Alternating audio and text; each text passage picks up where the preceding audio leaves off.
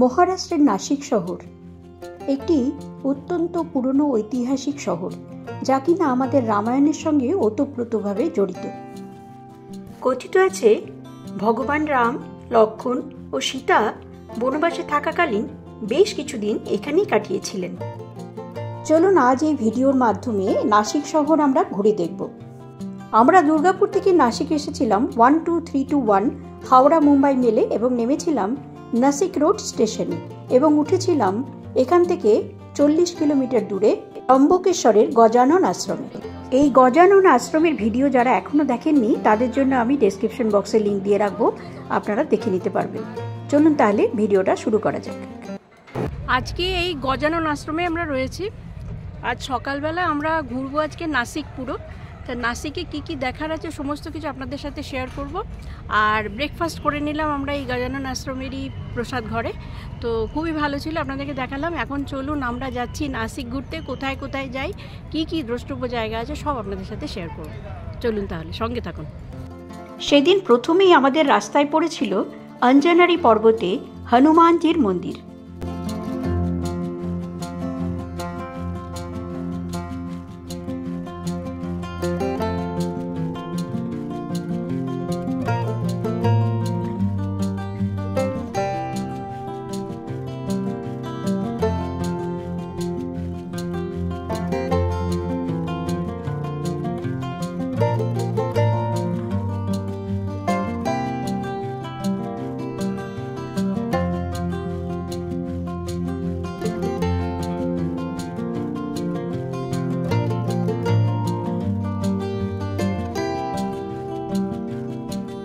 আমরা দেখলাম হনুমানজির মন্দির। এটা হচ্ছে অঞ্জনারী পর্বত। এটা পর্বত, এখানেই হনুমানের জন্ম হয়েছিল। ওনার মাতা অঞ্জনা দেবীর মন্দির রয়েছে আরও উপরে, আপনারা যেতেও পারেন। পাহাড়ের উপরে কিন্তু অঞ্জনা দেবীর মন্দির আছে, আর এখানে হচ্ছে হনুমানজির মন্দির। আমরা এসেছি এখানে কয়েন মিউজিয়ামে। নাসিক ঘুরতে যাওয়ার পথে এটা রাস্তাতেই পড়বে, মানে আমরা তো ত্রম্বকেশ্বর থেকে আসছি, তো এটা রাস্তাতেই পড়বে। তো এইখানে আমরা কয়েন মিউজিয়ামটা দেখব। যদি ভেতরে ভিডিওগ্রাফি করতে দেয় তো ভালো, না হলে বাইরের থেকেই আপনাদেরকে দেখালাম। এটা হচ্ছে কয়েন মিউজিয়াম।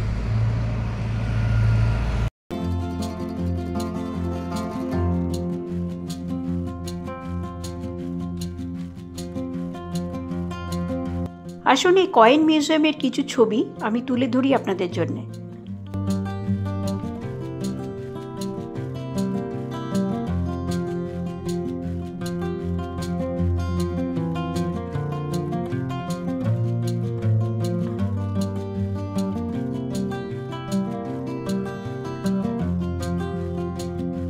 এরপরেই আমরা চলে আসি নাসিক শহরের প্রাণকেন্দ্র পঞ্চবটির সামনে রামকুণ্ডতে।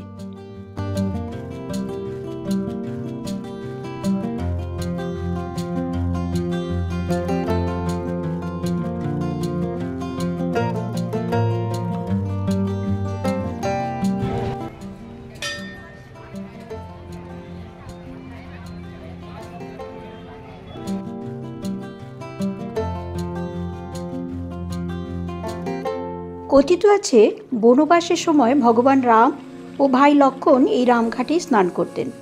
এইখানে মোট 3টে কুণ্ড রয়েছে: রামকুণ্ড, লক্ষ্মণকুণ্ড ও সীতাকুণ্ড।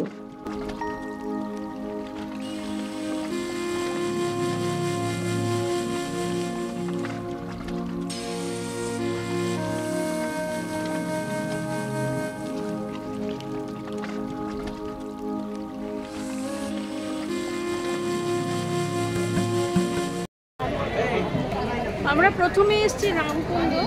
এই দিকটা হচ্ছে রামকুণ্ড, লক্ষ্মণকুণ্ড ওই পাশে আছে, আপনাদেরকে দেখাবো। এইটা হচ্ছে রামকুণ্ড।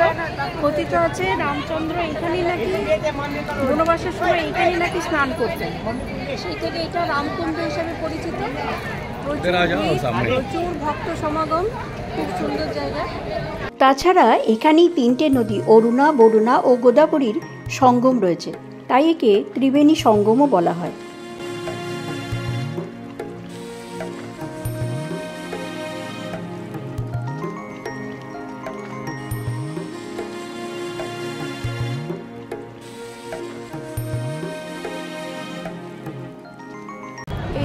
রামঘাটেই যে 12 বছর পর পর কুম্ভ মেলা কিন্তু এইখান থেকে শুরু হয়, শাহী স্নানটা এইখান থেকেই শুরু হয়। এইটাই হচ্ছে রামঘাট।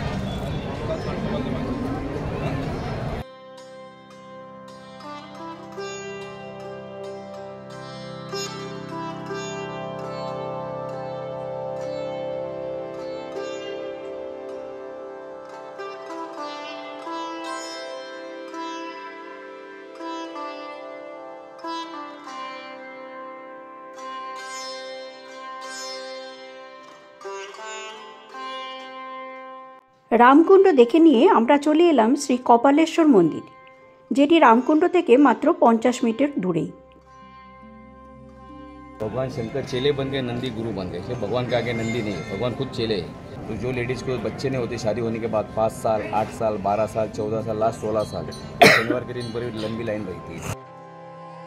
ভারতবর্ষের একমাত্র মন্দির যেখানে শিব মন্দিরের সামনে কোনো নন্দী মহারাজ নেই। কথিত আছে একবার মহাদেব ব্রহ্মহত্যার মতো মহাপাপ করেছিলেন এবং সেই পাপ থেকে মুক্ত হতে তাকে সাহায্য করেছিলেন নন্দী মহারাজ, এবং সেই থেকে নন্দী মহারাজ এইখানে মহাদেবের গুরুরূপে পরিচিত, এবং সেই জন্যে এখানে কোনো নন্দী মূর্তি নেই।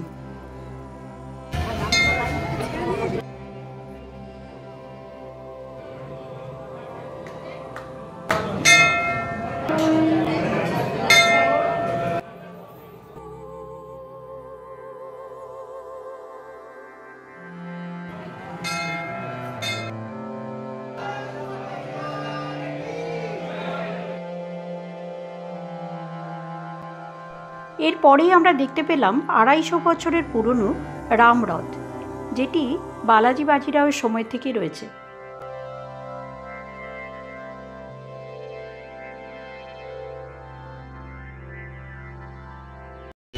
আমরা এরপরে এসেছি কালারাম মন্দির। এখানে ভগবান রামের বর্ণ হচ্ছে কালো।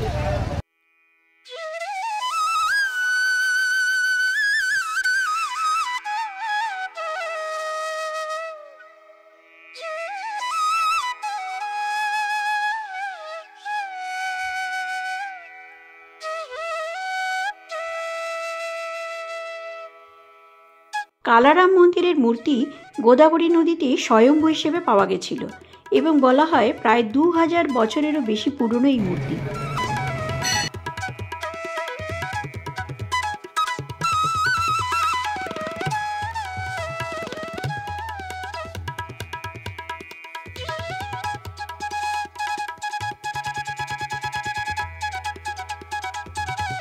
এইটা হচ্ছে কালারাম মন্দির। এখানে ভগবানের রং হচ্ছে কালো। কথিত আছে সীতাকে যখন রাবণ হরণ করে নিয়ে যায় তখন রাম দুঃখে রৌদ্রে ঘুরে ঘুরে কালো হয়ে যান। সেই কালো বর্ণের রামের মূর্তি রয়েছে ভেতরে, রাম সীতা লক্ষ্মণের মূর্তি। এটা হচ্ছে সেই কালারাম মন্দির, খুব সুন্দর। ভেতরে বেশ অনেকটা পরিসর নিয়ে তৈরি মন্দিরটি, খুব ভালো লাগে। এরপরেই আমরা চলে এলাম গোড়েরাম মন্দির বা রাম সীতা লক্ষ্মণের পর্ণকুটির।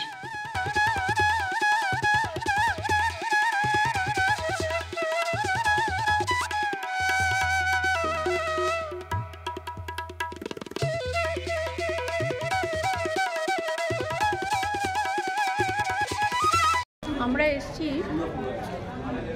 রাম সীতার পর্ণকুটিরে। যখন বনবাসে ওনারা ছিলেন এইখানেই নাকি পর্ণকুটিরটা ছিল। এখন বর্তমানে মন্দির তৈরি হওয়া শুরু হয়ে গেছে। আর এইখানে সামনেই রয়েছে রাম সীতা লক্ষ্মণের মূর্তি। আর এমনি মন্দিরটাকে বলে গোড়েরাম মন্দির। এখানে রাম কিন্তু শ্যামবর্ণ নন। এইবারে আমরা যাচ্ছি পঞ্চবটির যে 5টা গাছ রয়েছে সেইটা দেখতে। আপনাদেরকে ঘুরিয়ে ঘুরিয়ে দেখাচ্ছি। এখানে গাছের নাম্বারও করা আছে, দেখাচ্ছি ঘুরিয়ে। এইটা হচ্ছে 1 নম্বর গাছ, আর এটা হচ্ছে 3 নম্বর গাছ, এইটা হচ্ছে 2, এটা হচ্ছে 3, ওইটা হচ্ছে 4 নম্বর গাছ, আর এইটা হচ্ছে 5 নম্বর গাছ। এই 5 বটবৃক্ষের জন্যেই এই জায়গাটির নাম হয়েছিল পঞ্চবটি, এবং এই 5 গাছের সামনেই রয়েছে সীতা গুহা, যেখানে সীতাকে লুকিয়ে রাখা হয়েছিল। আমরা এসেছি সীতা গুফা। সীতা গুফা কিন্তু অনেক নিচে যেতে হবে, জানি না পারবো কিনা। এখন ভেতরে ঢুকছি আমরা। এখানে সীতাকে লুকিয়ে রেখেছিল কোনো রাবণ যখন হরণ করে নিয়ে যায়, তখন আসল সীতাকে এখানে লুকিয়ে রাখা হয়েছিল। এইটাই হচ্ছে সেই সীতা গুফা।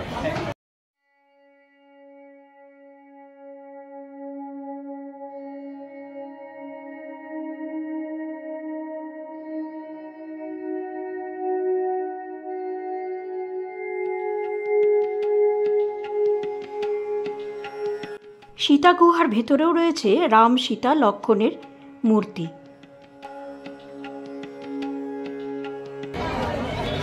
সীতা গুম্পা থেকে ঘুরে পঞ্চবটিতে মানে মেনলি দেখার যে কটি জিনিস এখনো আছে আর কি, তার মধ্যে 5টি বট গাছ আছে। 1, 2, 3, 4, 5 করে ওরা নাম্বারিং করেছে। আর সীতা গুম্পা যেখানে সীতাকে একদিনের জন্য নাকি লুকিয়ে রেখেছে। সেটা একটু দুর্গম, মানে যাওয়া আসা খুবই একটু কষ্টকর, কিন্তু ভালো। যাদের একটু হাঁটুর অসুবিধা আছে তাদের পক্ষে একটু অসুবিধা আছে, আর যারা একটু মোটা আর কি তাদের অসুবিধা আছে। বাকি এমনি ঠিক আছে, খুব সুন্দর ভেতরটা, নামতে পারলে খুব ভালো লাগবে। তো আপনারা যারা পারবেন অবশ্যই এটা মিস করবেন না।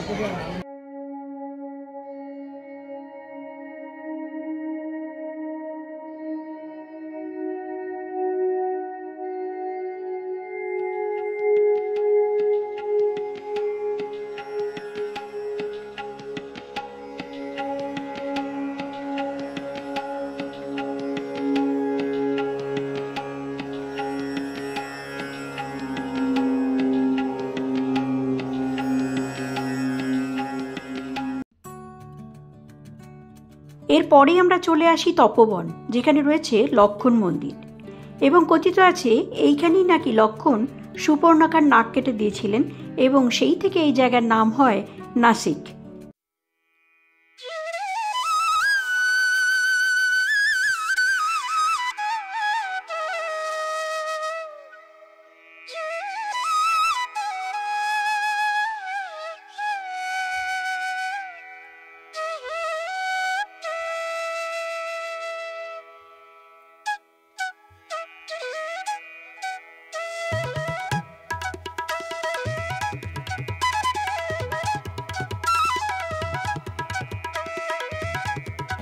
আমরা এসেছি লক্ষ্মণ মন্দির।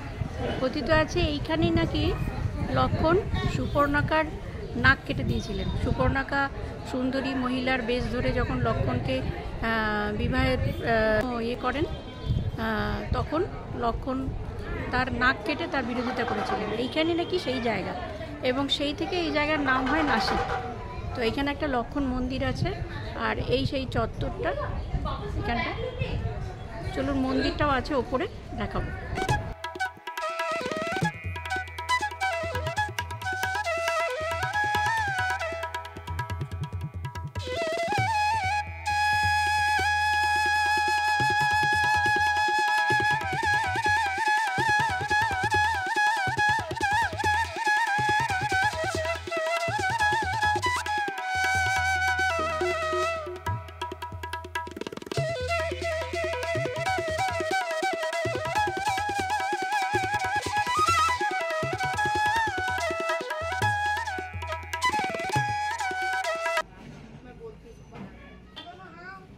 আমরা নাসিক ঘুরতে বেরিয়ে এখন খেতে বসেছি। আজকে খাবো আমরা এখানকার বিখ্যাত মিসেল পাও, আর নিয়েছি পুরি সবজি। পুরি সবজির তরকারিটা করেছে সেই আমাদের বিউলির ডাল হয় না, বিউলির ডাল আর আলু দিয়ে, মুগও আছে না, গোটা মুগ, গোটা বিউলি আর আলু দিয়ে তরকারিটা করেছে।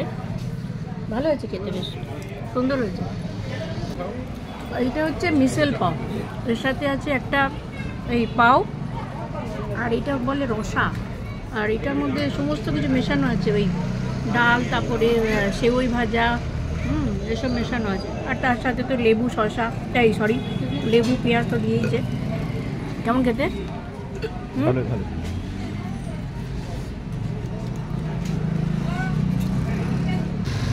নাসিক হচ্ছে আঙুরের জায়গা, আপনারা তো জানেনই। আমরা কিনেছি সেটা হচ্ছে 3 কিলো 100 টাকা, মানে কতটাই সস্তা।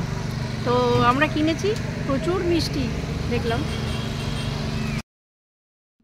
এই তপবনে রয়েছে গোদাবরী আর কপিলা নদীর সঙ্গমস্থল। একে ত্রিবেণী সঙ্গমও বলে। চলুন দেখাবো আপনাদের।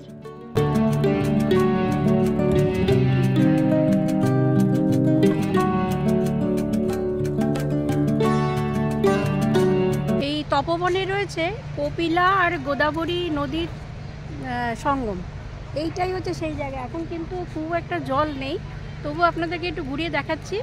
এইটাই মানে সঙ্গম আর কি, ত্রিবেণী সঙ্গম বলে এটাকে। কপিলা আর গোদাবরী এখানে মিশেছে।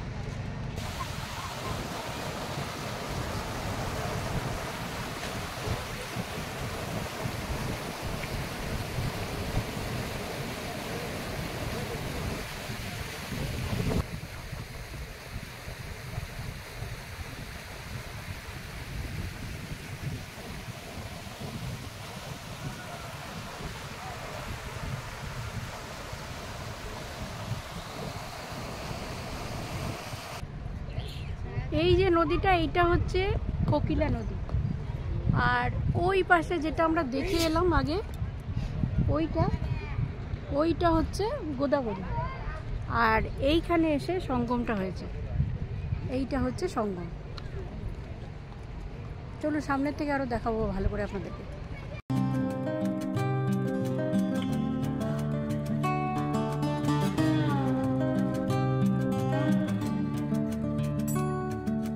এছাড়াও আপনারা দেখে নিতে পারেন নাসিক শহর থেকে প্রায় 28 কিলোমিটার দূরে ত্রম্বকেশ্বর জ্যোতির্লিঙ্গ মন্দির, ভারতবর্ষের একমাত্র জ্যোতির্লিঙ্গ মন্দির যেখানে ব্রহ্মা, বিষ্ণু, মহেশ্বর একই সঙ্গে অবস্থান করছেন এবং একই সঙ্গে পূজিত হন।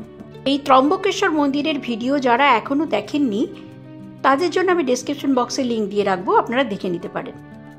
তাহলে বন্ধুরা, এই নাসিক ভ্রমণের ভিডিও আপনাদের কেমন লাগলো আমাকে অবশ্যই কমেন্ট করে জানাবেন। আর যদি ভালো লাগে তাহলে ভিডিওটায় অবশ্যই একটা লাইক দেবেন, কারণ আপনাদের একটা লাইক আপনাদের মতন আরও অনেকের কাছে আমার এই ভিডিওটি পৌঁছে দেবে। আর আমার চ্যানেলটি অবশ্যই সাবস্ক্রাইব করে বেল আইকনটা ক্লিক করে রাখবেন, তাহলে এইরকম নতুন নতুন জায়গার ভিডিও নোটিফিকেশান আপনার কাছে সরাসরি পৌঁছে যাবে। ভালো থাকুন, সুস্থ থাকুন, দেখা হবে পরের গন্তব্যে গিয়ে।